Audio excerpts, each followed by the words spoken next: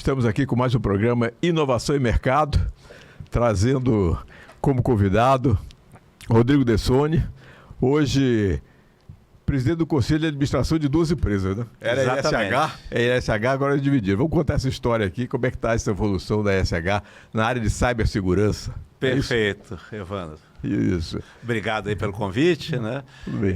No final do ano passado, né, depois de um processo longo aí que a gente vem observando que o mercado brasileiro tem um grande potencial de consolidação das empresas de cibersegurança, né? Tem muitas empresas que trabalham com soluções diferentes e quando um cliente às vezes tem um problema, só a orquestração de diversas empresas causa um problema. Então a empresa fez uma tentativa de IPO em 2021, naquela última janela que de lá para cá não saiu nada, só anteontem que saiu um recente aí, né? Mas bem grande, de outro porte. Mas desde aquela época a gente viu que o mercado de capitais se interessava pelo segmento. Então falamos com diversos fundos nesse período e fizemos um projeto para aportar algum capital na empresa que permitisse a gente ter alguns drives de crescimento diferentes dos normais que trouxeram a gente até aqui. A SH, inclusive, faz 30 anos esse ano, começou em 96, E só que a gente percebeu que os fundos viam a parte pública do negócio e a parte privada com valores muito diferentes. Eles não gostam muito de coisa da área de governo, né? Não. E engraçado que se a gente pega uma empresa nos Estados Unidos, a área de governo é até mais valorizada que a área que atende o privado, né? Que é mais previsível e tudo mais, mas no Brasil tem suas peculiaridades, né? Claro. Então a gente resolveu que o que estava oferecendo pela área pública não era o que a gente esperava, então fizemos uma cisão na empresa, né? Então 3/4 da empresa eram focados no mercado privado, né? E a gente batizou de Vision, que é a Vision Cybersecurity hoje, aonde um fundo aportou 400 milhões de reais para que a gente possa seguir adiante com os planos, principalmente de M&A, internacionalização e um crescimento orgânico acelerado, possibilitado agora pela inteligência artificial, novas tecnologias e tudo mais. E hoje vocês são a maior empresa de cibersegurança do Brasil, as duas são as maiores. Em seus respectivos segmentos. Legal. E na ISH, a gente percebendo que o mercado financeiro não valorizava tanto esse serviço prestado para os órgãos públicos, a gente também fez uma mudança de rumo e transformamos ela numa empresa que também atua com defesa, que é guerra cibernética, e soberania nacional, que é um assunto que vem crescendo muito. Me conta esse negócio, guerra cibernética, quer dizer, a ideia de internacionalização, participar lá fora disso em contratos da NASA, do Departamento de Defesa americano também? Aonde for, no Brasil, apoiando o Exército, também. Marinha, Aeronáutica, que são os mais óbvios, assim, quando a gente fala em guerra e defesa, claro. Mas tem uma série de outros pontos onde o Brasil precisa de apoio. Na defesa da infraestrutura de energia, que é muito interligado, fronteiras, alfândega, polícia...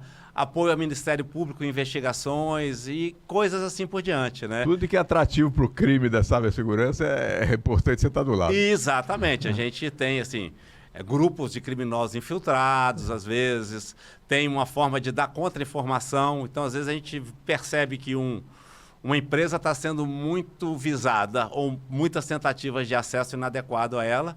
A gente fornece dados para os atacantes, mas dados falsos, né? Então a gente fornece uma contra-informação falsa para ele ali, para ele divergir e a gente ganhar mais tempo para melhorar as camadas de proteção que o cliente tem. E o que está acontecendo? Quer dizer, que casos você conta de coisa importante desse tipo de ransomware ou que seja...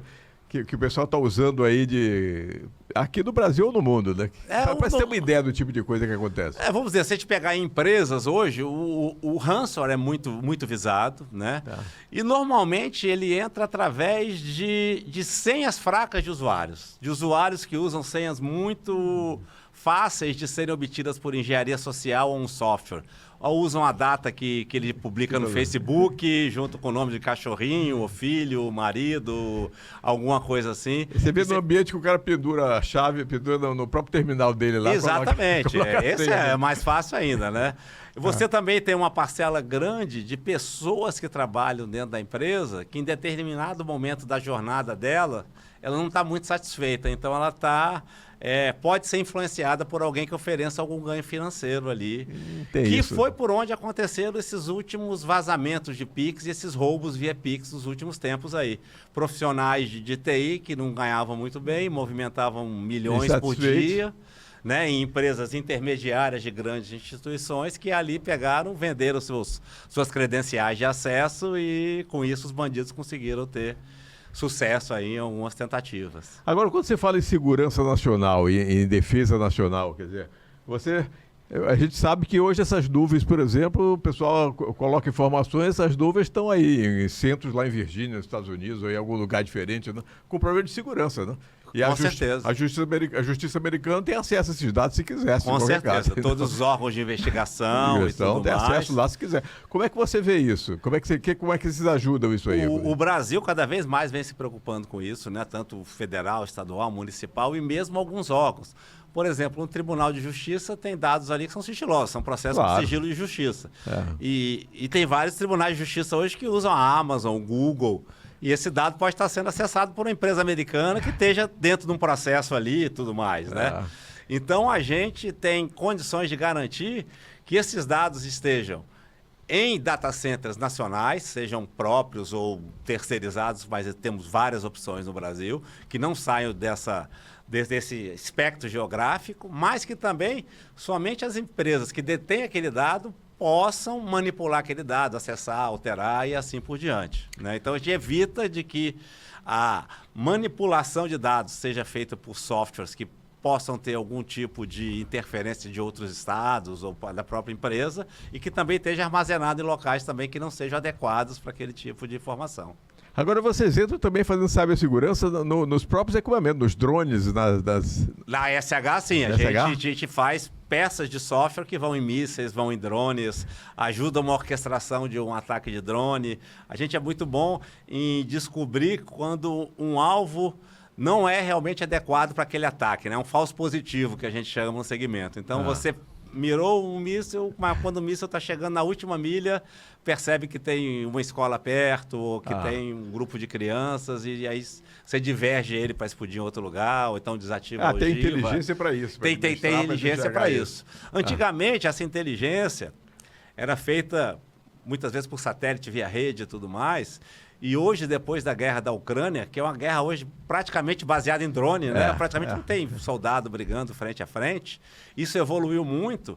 E evoluiu muito também os chamados jammers, que são softwares que geram interferência, que você não consegue se comunicar, o seu GPS marca uma posição errada e tudo mais. Então, hoje, um artefato tem que sair com tudo dentro dele e ele não tem mais a possibilidade de se comunicar com a base. Eu atirei, né, mandei ele atrás de uma missão, ele tem que ir até o final autonomamente, com tudo ali dentro dele, com os objetos de inteligência artificial e seja o que for, que ajude ele a cumprir a missão que ele tem que cumprir. Quantas pessoas trabalham hoje nas duas empresas de vocês, mais ou menos? Na Vision hoje são 600 e na SH 200, 800 aí no total. 800 pessoas. 800 pessoas. E qual é o perfil desse profissional? Você está tendo dificuldade de encontrar? Porque todo mundo diz assim, olha, é maior dificuldade, porque esse profissional, por exemplo, é bem difícil. Bem difícil e bem chamado internacionalmente, né? Tem muita gente interessada nessa. Como é que vocês estão conseguindo administrar bem isso? A gente forma bastante gente, a gente tem as academias, tem a SH Academy de um lado e a Vision Academy de outro. E a gente pega normalmente pessoas que estão saindo de faculdades, engenharia da computação, ciência da computação, muitas vezes desenvolvimento de software. A gente tenta trazer esses meninos bem novos aí. Uma outra forma também é transformar profissionais de rede de computadores e banco de dados em profissionais de cibersegurança e de inteligência artificial para cibersegurança. Você já conhece a base ali, né? E um terceiro ponto, assim, por incrível que pareça, é Vitória. Vitória atrai muito profissional bom. É mesmo? Tem gente, às vezes, que eu contrato um gerente, ou já aconteceu com um diretor, que eu contratei, você pode ficar remoto, fica aí onde você está, no São Paulo. Aí depois de vir aqui 4, 5 vezes, fala, não, quero mudar para Vitória, eu vou para aí. Muito bom, Maravilha. E a gente também, como sendo, né, a maior empresa de tecnologia do Estado, acaba atraindo das empresas um pouco menores. Não é tão bom assim, mas para a gente acaba ajudando nessa obtenção de talentos. E também a gente utiliza muito as pessoas remotamente, né? Um dos nossos maiores serviços chama MDR, né? Chama monitoramento, detecção e resposta a incidentes. Então, a gente responde a mais de 100 mil incidentes por mês na nossa base de clientes, né?